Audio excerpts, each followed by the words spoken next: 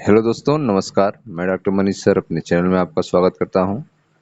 आइए दोस्तों, आज हम लोग पढ़ रहे हैं वैद्युत चुम्बकीय तरंगों के बारे में। इसकी पहली टॉपिक तरंगों के स्रोत के बारे में आप पढ़ चुके हैं। आइए दूसरा टॉपिक देखते हैं, वैद्युत चुम्बकीय तरंगों की प्रकृति के बारे में। तो वैद्युत चुम्बकीय तरंगों की प्रकृति क्या होती है, इसके बारे में आपको समझाया जाएगा। ध्यान से पढ़िएगा। आइए स्टार्ट करते हैं। वैद्युत चुम्बकीय तरंगों की प्रकृति।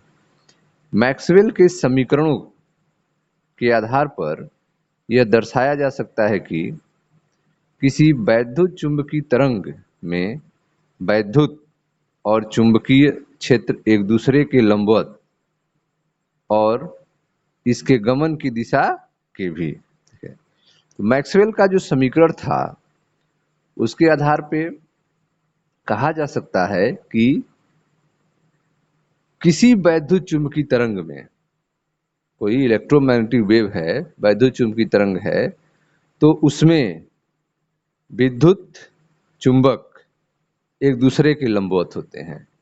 विद्युत क्षेत्र और चुंबकीय क्षेत्र एक दूसरे के लंबवत होते हैं तथा जो तरंग चलती है, तरंग के जो गमन की दिशा होती है उसके भी यह लंबवत होते हैं। ठीक है, विद्युत और चुंबकीय क्षेत्र एक दूसरे के लंबवत तो होते ही हैं, साथ में तरंग के गति की दिशा के भी लंबवत होते हैं। फिगर देखें ध्यान से, समझें। यह देखें, यह एक विद्युत चुम्बकीय तरंग के चलने की दिशा दिखाई गई है। विद्युत चुम्बकीय तरंग किधर चल रही है? जेड अक्ष में। विद्युत चुम्बकीय तरंग जो गति कर रही है वह जेड अक्ष में चल रही है। ठीक है, और यहाँ पे विद्युत क्षेत्र जो है वह एक्स अक्ष में है। विद्युत क्षेत्र किधर है? एक्स अक्ष में है। और चुंबकीय क्षेत्र जो है वह वाई अक्ष में है। विद्युत क्षेत्र एक्स अक्ष में है, देखें एक्स अक्ष में विद्युत क्षेत्र है, और चुंबकीय क्षेत्र जो है भी वह वाई अक्ष में है। और हमारा तरंग किधर जा रहा है? जेड अक्ष में। अर्थात तीनों एक दूसरे के लंबवत हैं। विद्युत क्षेत्र, चुंबकीय क्षेत्र एक दूसरे के लंबवत हैं, साथ में तरंग की जो गति है वह भी यह भी एक दूसरे के लंबवत है। एक रेखीय द्विध्रुव, ठीक है, एक रेखीय ध्रुवित वैद्युत चुम्बकीय तरंग जो जेड दिशा में गमन कर रही है। वैद्युत चुम्बकीय तरंग जो है वह किस दिशा में जा रही है? जेड दिशा में जा रही है, गमन कर रही है। और जिसका दोलनकारी विद्युत क्षेत्र ई, यह दोलनकारी विद्युत क्षेत्र ई जो एक्स दिशा के अनुदिश, विद्युत क्षेत्र किधर है? एक्स दिशा के अनुदिश है। और दोलनकारी चुंबकीय क्षेत्र, ठीक है, बी जो वाई दिशा के अनुदिश है। तो आप देख रहे हैं कि तीनों एक दूसरे के 90 डिग्री पर है, 90 अंश पे है, तीनों एक दूसरे के लंबवत हैं। विद्युत क्षेत्र एक्स दिशा में है, चुंबकीय क्षेत्र वाई दिशा में है, और गमन जो हो रहा है तरंग का वह जेड दिशा में है। ठीक है, अर्थात किसी वैद्युत चुंबकीय तरंग में विद्युतीय एवं चुंबकीय क्षेत्र एक दूसरे के लंबवत होते हैं और इसके गमन की दिशा के भी, इसके चलने की दिशा के भी लंबवत होते हैं, विद्युत और चुंबकीय क्षेत्र। विस्थापन धारा पर दिए गए विवेचन के आधार पर भी यह तर्क संगत प्रतीत होता है। ठीक है, जो डिस्प्लेसमेंट करंट का कंसेप्ट दिया गया था, विस्थापन धारा, उस आधार पर भी यह तर्क संगत प्रतीत होता है। चित्र 8.2 पर विचार कीजिए। ठीक है, चित्र 8.2 जिसको हमने आपको पीछे समझाया था, देखें ध्यान से। यह है आपका चित्र 8.2। संधारित्र की प्लेटों के बीच स्थित बिंदु यम पर विद्युत क्षेत्र ई और चुंबकीय क्षेत्र बी को दिखाया गया है। यह संधारित्र है। ठीक है, इसमें प्लेट के बीच में यह जो है आपका बिंदु यम है, जहां पर चुंबकीय क्षेत्र जो है, चुंबकीय क्षेत्र आप देखें इस दिशा में है, और ठीक उसके लंबवत 90 डिग्री पर लंबवत जो है विद्युत क्षेत्र की दिशा है। तो प्लेटों के बीच आप देख रहे हैं कि जो विद्युत क्षेत्र है और जो चुंबकीय क्षेत्र है, ये दोनों एक दूसरे के लंबवत हैं।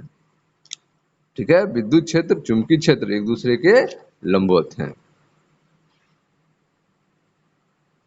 देखें ध्यान से, संधारित्र में प्लेटों के बीच विद्युत क्षेत्र प्लेटों के लंबवत है। ठीक है, जो विद्युत क्षेत्र है वो क्या है, प्लेटों के लंबवत है। विद्युत क्षेत्र देखें ध्यान से, यह आपका प्लेट है संधारित्र और यह आपका विद्युत क्षेत्र की दिशा है। देखें, यह प्लेट और विद्युत क्षेत्र दिशा एक दूसरे के लंबवत है, एक दूसरे के लंबवत है। ई और बी भी एक दूसरे के लंबवत हैं। विद्युत क्षेत्र और चुंबकीय क्षेत्र भी एक दूसरे के लंबवत हैं। विस्थापन धारा पर दिए गए विवेचन के आधार पर भी यह तर्क संगत प्रतीत होता है कि चित्र 8.2 पर विचार कीजिए। संधारित्र में प्लेटों के बीच विद्युत क्षेत्र प्लेटों के लंबवत हैं। विस्थापन धारा के द्वारा उत्पन्न चुंबकीय क्षेत्र संधारित्र की प्लेटों के समांतर वृत्त के अनुदिश है। ठीक है, विस्थापन धारा के द्वारा उत्पन्न चुंबकीय क्षेत्र, विस्थापन डिस्प्लेसमेंट करंट के द्वारा जो चुंबकीय क्षेत्र उत्पन्न होता है वह संधारित्र की प्लेटों के समांतर वृत्त के अनुदिश होता है। संधारित्र के प्लेटों के समांतर वृत्त के अनुदिश होता है और इस स्थिति में चुंबकीय क्षेत्र बी और विद्युत क्षेत्र ई परस्पर लंबवत होते हैं। ठीक है, चुंबकीय क्षेत्र बी और विद्युत क्षेत्र ई परस्पर लंबवत होते हैं। यह एक सामान्य लक्षण है। विस्थापन धारा के द्वारा उत्पन्न चुंबकीय क्षेत्र संधारित्र के प्लेटों के समांतर वृत्त के अनुदिश होते हैं। अतः इस स्थिति में बी और ई परस्पर लंबवत होते हैं। यह एक सामान्य लक्षण है। चित्र 8.4 में, ठीक है, यह जो फिगर आपने आप समझा था पहले, चित्र 8.4 में हमने जेड दिशा में गमन करती हुई एक समतल वैद्युत चुंबकीय तरंग का प्रारूपिक उदाहरण प्रस्तुत किया गया है। ठीक है, इसमें आप देख रहे हैं कि जेड दिशा में गमन करता हुआ एक समतल वैद्युत चुंबकीय तरंग का प्रारूपिक उदाहरण है, जिसमें तरंग की गति हो रही है जेड दिशा में, विद्युत क्षेत्र है एक्स दिशा में और चुंबकीय क्षेत्र है वाई दिशा में। ठीक है, किसी क्षण टी पर क्षेत्रों को जेड निर्देशांक के फलन के रूप में दर्शाया गया है। ठीक है, किसी समय टी पर क्षेत्रों को जेड निर्देशांक के फलन के रूप में दर्शाया गया है। विद्युत क्षेत्र विद्युत क्षेत्र ई जो है वह किस दिशा में है, एक्स दिशा में। विद्युत क्षेत्र ई एक्स अक्ष के अनुदिश है और किसी क्षण टी पर जेड के साथ ज्यावक्रीय रूप से परिवर्तित होती है। जो विद्युत क्षेत्र है वह जेड अक्ष के साथ ज्यावक्रीय रूप से परिवर्तित होती है, अर्थात EX बराबर E0 साइन के z minus omega T. EX बराबर E0 साइन के जेड माइनस ओमेगा टी, अर्थात विद्युत क्षेत्र EX अक्ष के अनुदिश है और किसी क्षण टी पर जेड के साथ ज्यावक्रीय रूप से परिवर्तित होती है, साइन कर्व के अनुसार परिवर्तित होती है। ठीक है, ठीक इसी तरह से चुंबकीय क्षेत्र बी वाई जो वाई अक्ष के अनुदिश है और यह भी जेड के साथ ज्यावक्रीय रूप से परिवर्तित होता है, अर्थात बी वाई बराबर B0 साइन के z minus omega t. B y बराबर B0 साइन के जेड माइनस ओमेगा टी, अर्थात चुंबकीय क्षेत्र बी वाई अक्ष के अनुदिश है और यह भी जेड के साथ ज्यावक्रीय साइन कर्व के रूप में परिवर्तित होता है। विद्युत क्षेत्र EX और चुंबकीय क्षेत्र बी जेड बी वाई एक दूसरे के लंबवत हैं। विद्युत क्षेत्र ई एक्स और चुंबकीय क्षेत्र बी वाई एक दूसरे के लंबवत हैं और गमन दिशा जेड के भी लंबवत है। तरंग के चलने की जो दिशा जेड है उसके भी लंबवत हैं और एक दूसरे के भी लंबवत हैं।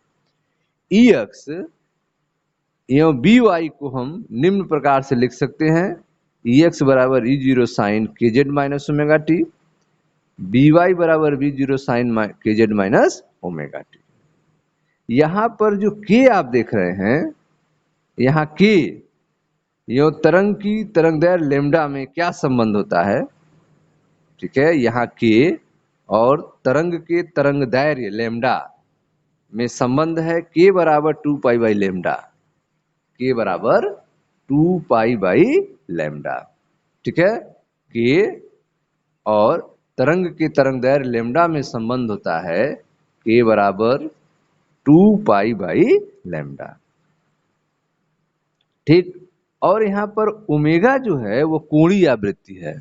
ओमेगा क्या है? कोणीय आवृत्ति है। के तरंग सदिश या गमन सदिश कैपिटल के का परिमाण है। के क्या है? तरंग सदिश कैपिटल के वेक्टर के का परिमाण है। ठीक है, ये जो है वह तरंग सदिश या फिर जिसे गमन सदिश भी कहते हैं, वेक्टर के का परिमाण है, मान है। के की दिशा तरंग के गमन की दिशा निर्दिष्ट करती है। के की दिशा जो है वह तरंग के चलने की दिशा को प्रदर्शित करती है। के जो है तरंग सदिश है, जिसे गमन सदिश भी कह सकते हैं, और यह वेक्टर के का परिमाण होता है। के की दिशा तरंग के गमन की दिशा निर्दिष्ट करती है। तरंग की गमन चाल, तरंग की जो गमन चाल होती है वह ओमेगा बटे के होती है। तरंग की गमन चाल ओमेगा बटे के होती है।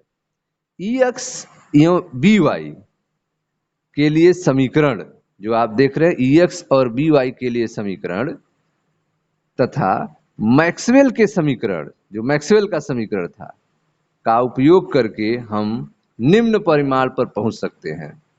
ई एक्स बराबर ई जीरो साइन के जेड माइनस ओमेगा टी और बी वाई बराबर बी जीरो साइन के जेड माइनस ओमेगा टी, तथा जो मैक्सवेल का समीकरण आप पढ़े थे, ठीक है, जिसमें आपने पढ़ा था close integral B dot D L बराबर mu zero Y plus mu zero epsilon naught D phi E बटे डी टी। इनका उपयोग करके हम निम्न परिमाण पर पहुंच सकते हैं, निम्न रिजल्ट पर पहुंच सकते हैं। वो रिजल्ट्स क्या है? ध्यान दें, ओमेगा बराबर सी के, ओमेगा बराबर सी के, ओमेगा बराबर सी के, जहां सी बराबर होता है 1 बटे under root mu zero epsilon zero. ठीक है, ओमेगा बराबर क्या होगा? सी के, जहां सी बराबर 1 बटे under root mu zero epsilon zero. समीकरण ओमेगा बराबर सी के सभी तरंगों के लिए प्रमाणिक संबंध है। ओमेगा बराबर सी के जो है वह सभी तरंगों के लिए प्रमाणिक संबंध है। ठीक है, प्रायः इस संबंध को आवृत्ति न्यू बराबर ओमेगा बटे 2 पाई और तरंगदैर्घ्य लैम्डा बराबर 2 पाई बाई के पदों में इस रूप में लिख सकते हैं। ठीक है, ओमेगा बराबर सी के को हम इस तरह से लिख सकते हैं, ओमेगा की जगह 2 पाई न्यू, 2 पाई न्यू बराबर सी, और के को लिख सकते हैं 2 पाई बाई लैम्डा। के की जगह लिख सकते हैं 2 पाई बाई लैम्डा, अर्थात 2 पाई न्यू बराबर सी ब्रैकेट में 2 पाई बाई लैम्डा, अथवा न्यू लैम्डा बराबर सी, न्यू लैम्डा बराबर सी। ठीक है, मैक्सवेल के समीकरण के आधार पर इस निष्कर्ष पर पहुंचा जा सकता है कि किसी वैद्युत चुंबकीय तरंग में विद्युत और चुंबकीय क्षेत्र परस्पर निम्नलिखित संबंध द्वारा जुड़े हुए हैं। B0 बराबर E0 बटे C, B0 बराबर E0 बटे C। ठीक है, तो वैद्युत चुंबकीय तरंग में विद्युत और चुंबकीय क्षेत्र परस्पर B0 बराबर E0 बटे C समीकरण द्वारा संबंधित होते हैं। ठीक है, तो आपने यहाँ पे कई समीकरण देखा, जैसे कि ओमेगा बराबर सी के, जहाँ सी बराबर 1/√μ0 एप्सिलॉन 0, 2 पाई न्यू बराबर सी 2 पाई बाई लैम्डा और न्यू लैम्डा बराबर सी, और लास्ट में आपने B0 बराबर E0 बटे सी देखा। अब हम वैद्युत चुंबकीय तरंगों के कुछ अभिलक्षण के बारे में बताएंगे। वैद्युत चुंबकीय तरंगों के कुछ लक्षण के बारे में हम लोग पढ़ेंगे, लक्षण की टिप्पणी करेंगे। वैद्युत चुंबकीय तरंग की क्या प्रॉपर्टी होती है उसको देखेंगे। तो ध्यान समझिएगा, वैद्युत चुंबकीय तरंग मुक्त स्थान या निर्वात में विद्युत और चुंबकीय क्षेत्रों के स्वपोषित दोलन है। वैद्युत चुंबकीय तरंग क्या है? मुक्त स्थान या निर्वात में वैद्युत और चुंबकीय क्षेत्रों के स्व संपोषित दोलन होते हैं। वे इस अर्थ में अभी तक हमारे द्वारा अध्ययन की गई अन्य तरंगों से भिन्न है। अभी तक जो भी हमने तरंग के बारे में अध्ययन किया है उनसे डिफरेंट विद्युत चुंबकीय तरंग हैं। क्यों? क्योंकि वे मुक्त स्थान या निर्वात में वैद्युत और चुंबकीय क्षेत्रों के स्वसंपोषित दोलन होते हैं। इनमें विद्युत एवं चुंबकीय क्षेत्रों के दोलनों के लिए किसी भौतिक माध्यम की आवश्यकता नहीं होती है। विद्युत चुंबकीय तरंगों में वैद्युत और चुंबकीय क्षेत्रों के दोलन के लिए किसी भौतिक माध्यम की आवश्यकता नहीं होती है। ठीक है, वायु में ध्वनि तरंगों की अगर बात की जाए, वायु में ध्वनि तरंगे अनुदैर्घ्य तरंगे होती हैं जो गमन की दिशा में संपीड़नों और विरलनों के रूप में चलती हैं। ध्वनि तरंगे जो होती हैं वो वायु में गमन के लिए संपीड़न और विरलन के रूप में चलती है। जल की सतह पर अनुप्रस्थ तरंगों में जैसे जैसे तरंगे क्षैतिज तल में बाहर की ओर फैलती हैं, जल के कण ऊपर नीचे होते हैं। दृढ़ एवं विरूपण का विरोध करने वाले ठोस में भी अनुप्रस्थ प्रत्यास्थ तरंगे गमन कर सकती हैं। ठीक है, तो आप देख रहे हैं कि वायु में जो ध्वनि तरंग है वह संपीड़न और विरलन के रूप में चलती है। जल की सतह पे जो अनुप्रस्थ तरंग है वह कण के ऊपर नीचे गति के कारण चलती हैं। दृढ़ एवं विरूपण का विरोध करने वाले ठोस में भी अनुप्रस्थ प्रत्यास्थ तरंगे गमन कर सकती हैं। 19वीं शताब्दी के वैज्ञानिक इस यांत्रिक चित्र के ऐसे अभ्यस्त हो गए थे कि उन्होंने एक ऐसे सर्वव्यापी माध्यम की कल्पना की जो सब जगह और सब पदार्थ में विद्यमान था और जो विद्युत और चुंबकीय क्षेत्रों के प्रति वैसे ही क्रिया प्रतिक्रिया करता था जैसे कोई भी प्रत्यास्थ माध्यम करता है। उन्होंने इस माध्यम को ईथर नाम दिया। ठीक है, 19वीं शताब्दी के वैज्ञानिक जो हैं वह यांत्रिक चित्र में ऐसे अभ्यस्त हो गए थे, उन्होंने एक ऐसे सर्वव्यापी माध्यम की कल्पना की जो सब जगह और सब पदार्थों में विद्यमान था और जो विद्युत और चुंबकीय क्षेत्रों के प्रति वैसे ही प्रतिक्रिया करता है जैसे कोई प्रत्यास्थ माध्यम करता है। उन्होंने इस माध्यम को ईथर नाम दिया। वे इस ईथर माध्यम की सत्यता के लिए इतने आश्वस्त थे कि सर आर्थर कानन डायल ने द पॉइजन बेल्ट नामक उपन्यास की रचना की। द पॉइजन बेल्ट नामक उपन्यास की रचना की जो कि प्रसिद्ध जासूस शर्लक होल्म्स के सृष्टिकर्ता, जिसमें सौर मंडल एक विषैले ईथर वाले क्षेत्र गुजरता माना गया है। सौर मंडल जो है एक विषैले ईथर वाले क्षेत्र से गुजरता हुआ माना गया है।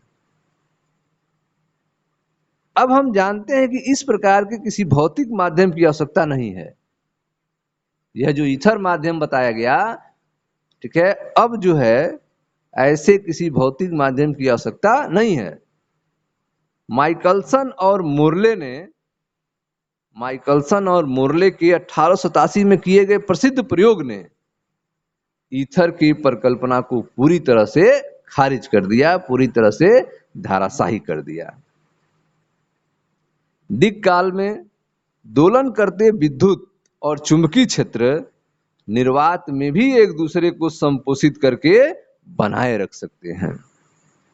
ठीक है, स्पेस में दिक् काल में दोलन करते विद्युत और चुंबकीय क्षेत्र जो हैं निर्वात में भी एक दूसरे को संपोषित करके बनाए रख सकते हैं। तो इस तरह से आपने देखा कि जो माध्यम जो कल्पना की गया था ईथर का, वह सब फेल हो गया, वह सब कोरी कल्पना निकली, झूठी कल्पना निकली। जो एक तर्क नहीं दिया गया था, कोई प्रयोग नहीं किया गया था, ठीक है, उसे माइकलसन और मोर्ले ने 1887 में इस ईथर कल्पना को पूरी तरह से धराशायी कर दिया। दिक् काल में दोलन करते विद्युत और चुंबकीय क्षेत्र निर्वात में भी एक दूसरे को संपोषित करके बनाए रख सकते हैं। ठीक है, तो निर्वात में भी विद्युत और चुंबकीय क्षेत्र जो हैं, विद्युत चुंबकीय तरंगे जो हैं, वह आसानी से गति करती हैं। लेकिन अगर एक भौतिक माध्यम वास्तव में विद्यमान हो तो, यदि एक भौतिक माध्यम वास्तव में विद्यमान हो तो, उदाहरण के लिए हम जानते हैं कि प्रकाश जो कि वैद्युत चुंबकीय तरंग है, कांच में भी गमन करता है। प्रकाश जो वैद्युत चुंबकीय तरंग ही है, वह कांच में भी गमन करता है। और यह हम पहले भी देख चुके हैं कि किसी माध्यम में कुल विद्युत और चुंबकीय क्षेत्रों को उस माध्यम की आपेक्षिक विद्युतशीलता एप्सिलॉन और आपेक्षिक चुंबकशीलता म्यू के पदों में वर्णित किया गया है। ठीक है, प्रकाश जो है वह विद्युत चुंबकीय तरंग ही है, कांच में भी गमन करता है। किसी माध्यम में कुल विद्युत और चुंबकीय क्षेत्रों को उस माध्यम की आपेक्षिक विद्युतशीलता एप्सिलॉन और आपेक्षिक चुंबकशीलता म्यू के पदों में वर्णित किया जाता है। यह राशियां बताती हैं कि बाह्य क्षेत्र की तुलना में कुल क्षेत्र कितने गुना है। बाह्य क्षेत्र की तुलना में कुल क्षेत्र कितने गुना है। मैक्सवेल समीकरण में विद्युत और चुंबकीय क्षेत्रों के विवरण में एप्सिलॉन नॉट और म्यू जीरो के स्थान पर यह राशियां ले लेती हैं। ठीक है, मैक्सवेल समीकरण में विद्युत और चुंबकीय क्षेत्रों के विवरण में एप्सिलॉन नॉट और म्यू जीरो का स्थान यह राशियां ले लेती हैं, अर्थात मैक्सवेल समीकरण में भी म्यू एप्सिलॉन नॉट और म्यू जीरो आती हैं। आपेक्षिक विद्युतशीलता एप्सिलॉन और आपेक्षिक चुंबकशीलता म्यू वाले किसी माध्यम में प्रकाश का वेग v बराबर 1/√म्यू इंटू एप्सिलॉन होता है।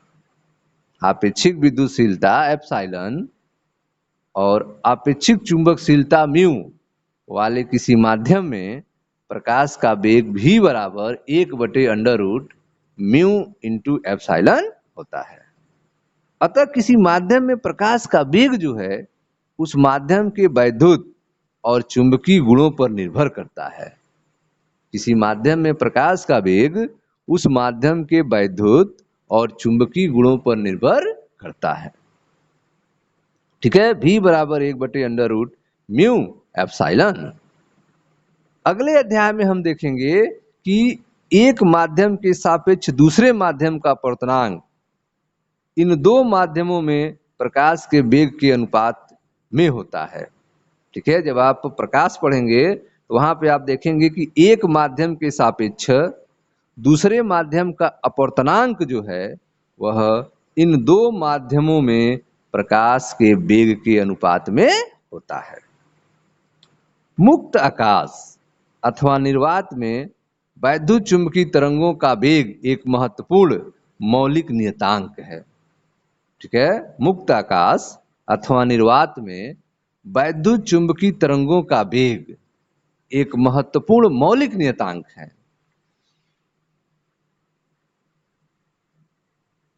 विभिन्न तरंग दैर्घ्य की वैद्युत चुंबकीय तरंगों पर किए गए प्रयोग ने यह दर्शाया कि यह वेग सभी के लिए समान होता है।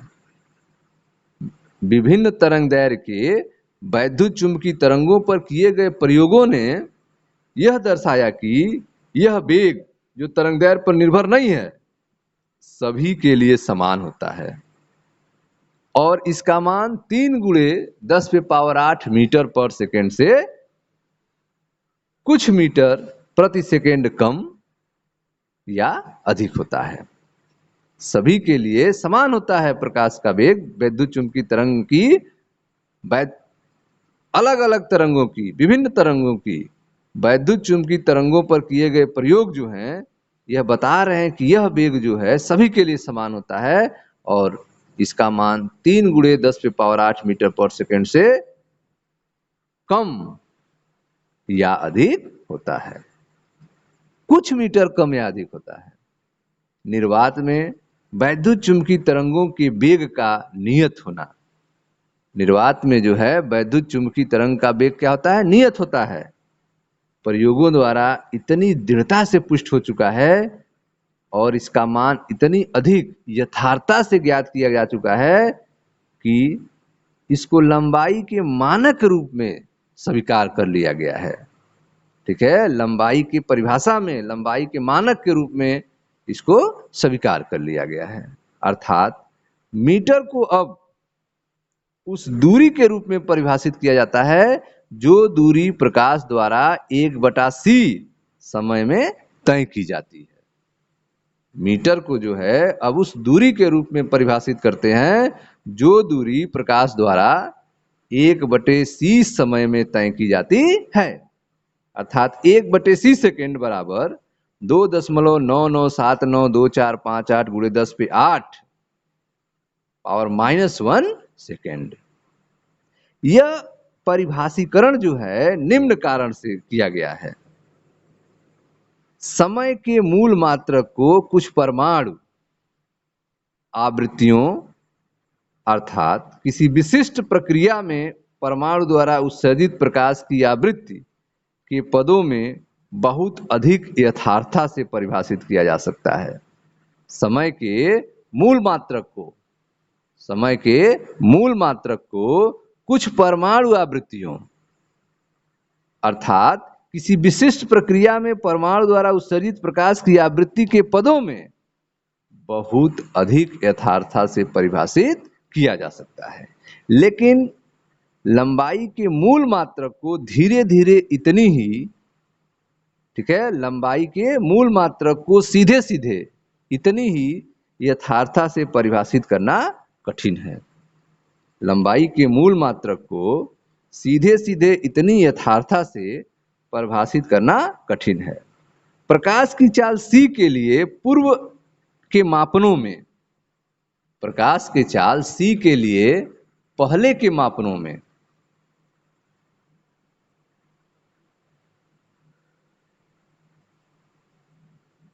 तात्कालिक लंबाई का मात्रक मीटर क्षण प्रयोग करके ज्ञात किए गए मान 2.997924 गुणे 10⁸ मीटर पर सेकेंड प्राप्त हुए।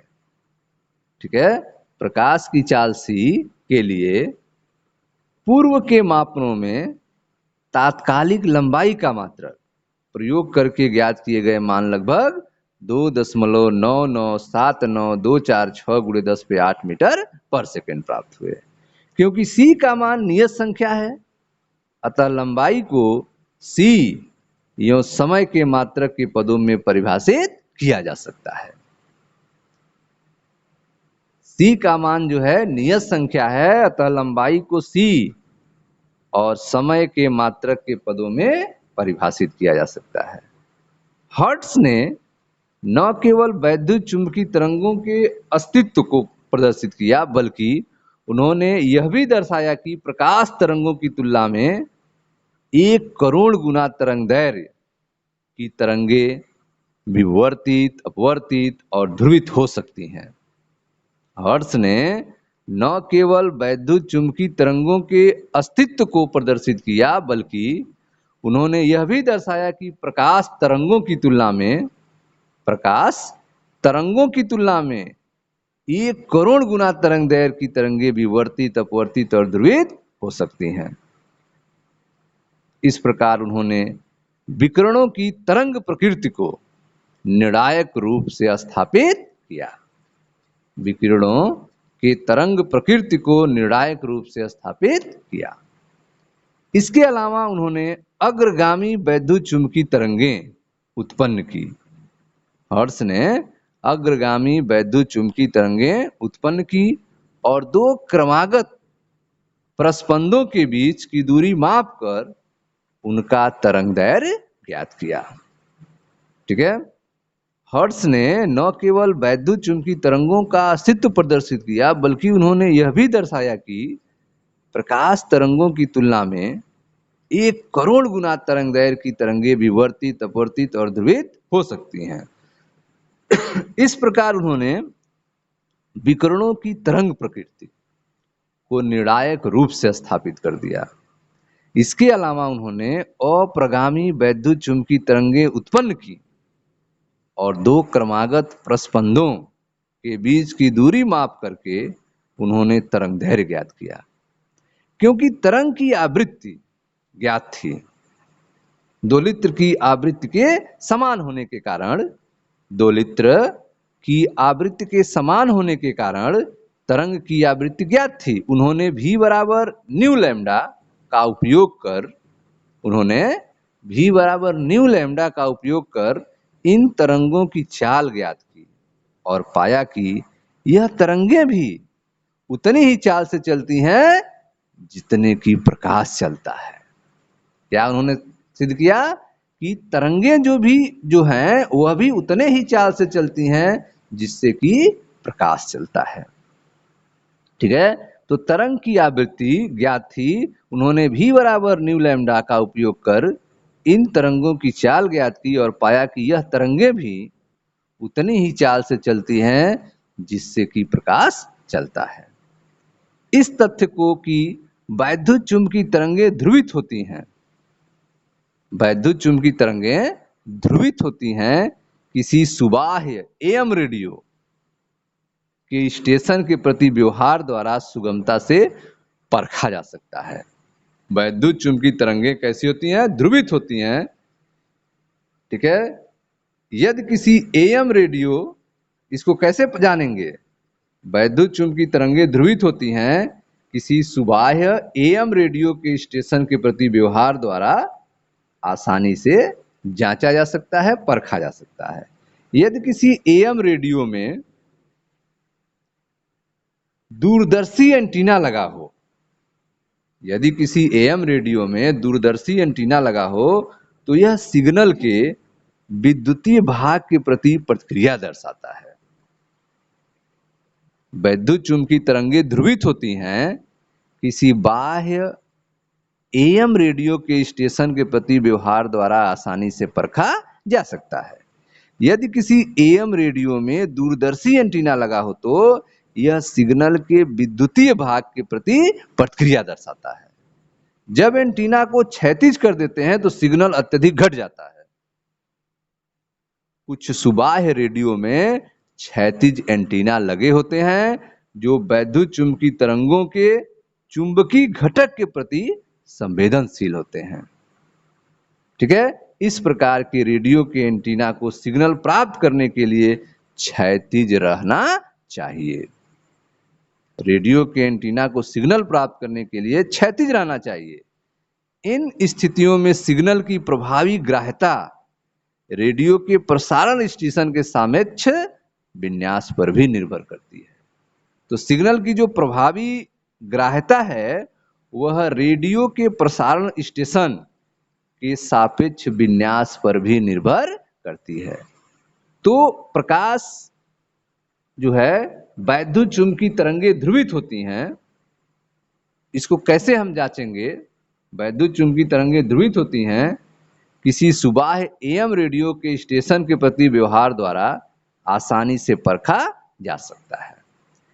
यदि किसी एएम रेडियो में दूरदर्शी एंटीना लगा है तो यह सिग्नल के विद्युतीय भाग के प्रति प्रतिक्रिया दर्शाता है। सिग्नल के विद्युतीय भाग के प्रति प्रतिक्रिया दर्शाता है।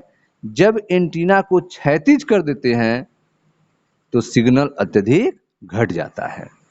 कुछ सुबाह्य रेडियो में क्षैतिज एंटीना लगे होते हैं जो वैद्युत चुंबकीय तरंगों के चुंबकीय घटक के प्रति संवेदनशील होते हैं। इस प्रकार रेडियो के एंटीना को सिग्नल प्राप्त करने के लिए क्षैतिज रहना चाहिए। इन स्थितियों में सिग्नल की प्रभावी ग्राह्यता रेडियो के प्रसारण स्टेशन के सापेक्ष विन्यास पर भी निर्भर करती है। ठीक है, अब आप देखिए ध्यान से, क्या अन्य तरंगों की तरह वैद्युत चुंबकीय तरंगे भी ऊर्जा और संवेग का वहन करती हैं? ठीक है, अन्य तरंगों की तरह वैद्युत चुंबकीय तरंगे भी ऊर्जा और संवेग का वहन करती हैं। हाँ जी हाँ, वे ऊर्जा और संवेग का वहन करती हैं। वैद्युत चुंबकीय तरंगे भी ऊर्जा और संवेग का वहन करती हैं। अध्याय 2 में हमने अध्ययन किया था कि किसी मुक्त या निर्वातित क्षेत्र में, किसी मुक्त या निर्वातित क्षेत्र में यदि विद्युत क्षेत्र E विद्यमान है तो उस क्षेत्र में ऊर्जा घनत्व एप्सिलॉन नॉट E²/2 होता है। अध्याय 2 में आपने पढ़ा था यदि किसी मुक्त या निर्वातित क्षेत्र में विद्युत क्षेत्र वेक्टर E उपस्थित है, विद्युत क्षेत्र E उपस्थित है तो उस क्षेत्र में ऊर्जा घनत्व एप्सिलॉन नॉट E²/2 होता है। इसी प्रकार चुंबकीय क्षेत्र B से संबंधित चुंबकीय ऊर्जा घनत्व B²/2 μ0 होता है। विद्युत क्षेत्र E है तो उस क्षेत्र में ऊर्जा घनत्व होता है एप्सिलॉन नॉट E²/2 और इसी तरह से चुंबकीय क्षेत्र B से संबंधित चुंबकीय ऊर्जा घनत्व B²/2 μ0 होता है। क्यों? क्योंकि वैद्युत चुंबकीय तरंग में वैद्युत और चुंबकीय क्षेत्र दोनों ही होते हैं। इसके साथ एक शून्येतर ऊर्जा घनत्व जुड़ा होता है। वैद्युत चुंबकीय तरंग में वैद्युत और चुंबक दोनों होते हैं, इसलिए वैद्युत चुंबकीय तरंग में एक शून्य के अलावा ऊर्जा घनत्व जुड़ा होता है।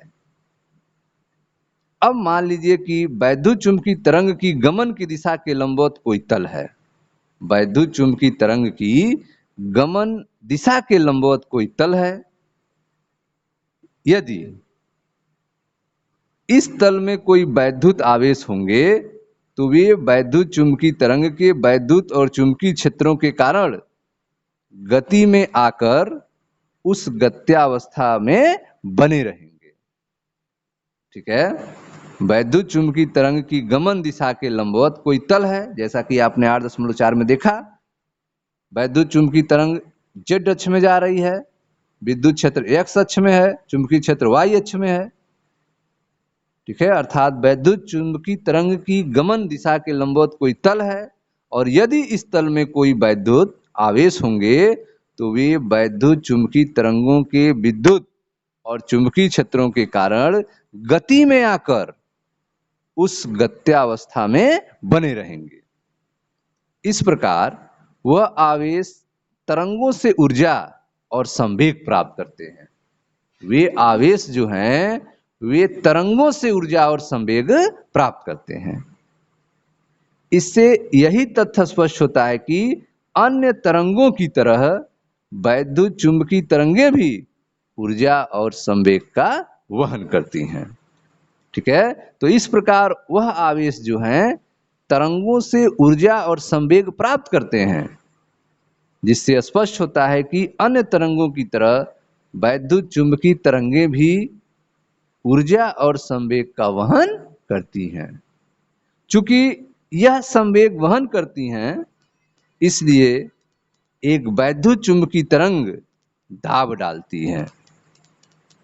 ठीक है, संवेग वहन करती हैं, इसलिए एक वैद्युत चुंबकीय तरंग जो है दाब डालती है, जिसे विकिरण दाब कहा जाता है। वैद्युत चुंबकीय तरंग दाब डालती हैं, जिन्हें क्या कहते हैं? विकिरण दाब कहते हैं। यदि टी समय में किसी सतह पर स्थानांतरित कुल ऊर्जा U हो, यदि टी समय में किसी सतह पर स्थानांतरित कुल ऊर्जा U हो, तो यह दर्शाया जा सकता है कि इस सतह को प्रदान किया गया कुल संवेग, ठीक है, इस सतह को प्रदान किया गया कुल संवेग P बराबर U बटा C होगा। यदि टी समय में किसी सतह पर स्थानांतरित कुल ऊर्जा U हो, तो यह दर्शाया जा सकता है कि इस सतह को प्रदान किया गया कुल संवेग, यह मानते हुए कि सतह द्वारा कुल ऊर्जा अवशोषित की गई है, कुल संवेग जो होगा P बराबर U बटे C होगा। कुल संवेग कितना होगा? P बराबर U बटा C होगा। ठीक है, इसको और ध्यान से समझते हैं। कुल संवेग P बराबर U बटे C होगा। जब तेज धूप आपके हाथ पर पड़ती है, तो आप अनुभव करते हैं कि आपके हाथ द्वारा वैद्युत चुंबकीय तरंगें अवशोषित की जा रही हैं। आपका हाथ गर्म हो जाता है। ठीक है, जब तेज धूप आपके हाथ पर पड़ती है, तो आप अनुभव करते हैं कि आपके हाथ द्वारा वैद्युत चुंबकीय तरंगें अवशोषित की जा रही हैं। आपका हाथ गर्म हो जाता है। वैद्युत चुंबकीय तरंगें आपके हाथ पर संवेग भी स्थानांतरित करती हैं। ठीक है, वैद्युत चुंबकीय तरंगें आपके हाथ पर संवेग भी स्थानांतरित करती हैं, पर क्योंकि C का मान अत्यधिक है, अतः स्थानांतरित संवेग का परिमाण बहुत छोटा होता है और आपको दाब का अनुभव नहीं होता है। ठीक है, तो वैद्युत चुंबकीय तरंगें जो हैं आपके हाथ पर संवेग भी स्थानांतरित करती हैं, लेकिन C का मान अत्यधिक होता है, अतः स्थानांतरित संवेग का परिमाण बहुत छोटा होता है और आपको दाब का अनुभव नहीं होता है। 1903 में अमेरिकी वैज्ञानिक निकोलसन और हुल ने 1903 में अमेरिकी वैज्ञानिकों निकोल्स और हुल ने दृश्य प्रकाश का विकिरण दाब मापने में सफलता प्राप्त की। ठीक है, तथा जो समीकरण 8.1 है, P बराबर U बटे C, P बराबर U बटे C की पुष्टि की। यह 7 × 10⁶ न्यूटन पर मीटर स्क्वायर कोटि का पाया गया। ठीक है, प्रकाश का विकिरण दाब जो है वह 7 × 10⁻⁶ न्यूटन पर मीटर स्क्वायर की कोटि का पाया गया। इस प्रकार 10 वर्ग सेंटीमीटर क्षेत्रफल की सतह पर विकिरण के कारण बल केवल 7 × 10⁹ न्यूटन होता है। ठीक है, 10 सेंटीमीटर स्क्वायर क्षेत्रफल की सतह पर विकिरण के कारण बल केवल 7 × 10⁹ न्यूटन होता है। वैद्युत चुंबकीय तरंगों का बड़ा प्रायोगिक महत्व है। वैद्युत चुंबकीय तरंगों का बड़ा प्रौद्योगिकीय महत्व है, टेक्नोलॉजिकल इंपॉर्टेंस है। वैद्युत चुंबकीय तरंगों का बड़ा प्रौद्योगिकीय महत्व है। इनके द्वारा एक स्थान से दूसरे स्थान तक ऊर्जा वहन करने की क्षमता से ही प्रस्फुटित होता है। वैद्युत चुंबकीय तरंगों का बड़ा प्रौद्योगिकी महत्व है इनके द्वारा एक स्थान से दूसरे स्थान तक ऊर्जा वहन करने की क्षमता से ही प्रस्फुटित होता है। रेडियो और टीवी सिग्नलों के रूप में प्रसारण स्टेशनों से यही ऊर्जा अभिग्राहकों तक पहुंचकर उन्हें क्रियाशील बनाती है। रेडियो और टीवी सिग्नलों के रूप में प्रसारण स्टेशनों से यही ऊर्जा जो है वह रिसीवर तक पहुंचकर उन्हें क्रियाशील बनाती है। प्रकाश के रूप में सूर्य से ऊर्जा पृथ्वी तक पहुंचती है। प्रकाश के रूप में सूर्य से ऊर्जा जो है पृथ्वी तक पहुंचती है, जिसके कारण पृथ्वी पर जीवन संभव हुआ है। ठीक है, तो आप देख रहे हैं कि प्रकाश के रूप में सूर्य से ऊर्जा पृथ्वी तक पहुंचती है और जिसके कारण पृथ्वी पर जीवन संभव हुआ है। ठीक है स्टूडेंट्स, तो यह था आपका वैद्युत चुंबकीय तरंगों की प्रकृति के बारे में। मैं डॉक्टर मनीष सर अपने चैनल में आपका स्वागत करता हूं। धन्यवाद।